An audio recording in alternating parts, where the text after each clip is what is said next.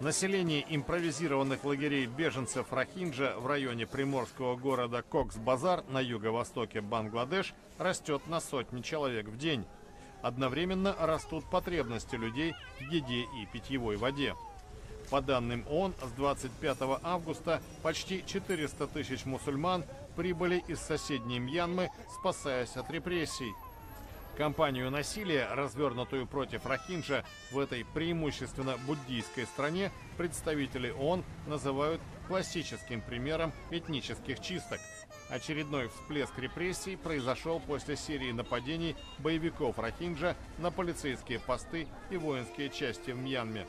Управление Верховного комиссара ООН по делам беженцев организовало доставку продуктов в лагеря.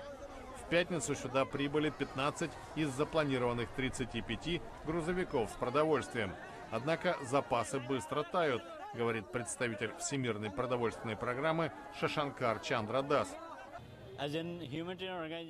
Мы, как гуманитарная организация, выделяем 20 килограммов риса каждой семье 2 раза в месяц. Это наша первая поставка для вновь прибывших людей. Международная помощь доставляется в лагеря по всему юго-восточному побережью Бангладеш. ООН указывает, что кроме еды люди остро нуждаются в крыше над головой, хотя бы временной. Верховный комиссариат по делам беженцев отмечает щедрость, которую проявляют по отношению к обитателям лагерей местные общины в Бангладеш. Для борьбы с быстро развивающимся гуманитарным кризисом срочно требуются дополнительные силы и финансовые средства, не менее $30 миллионов до конца года.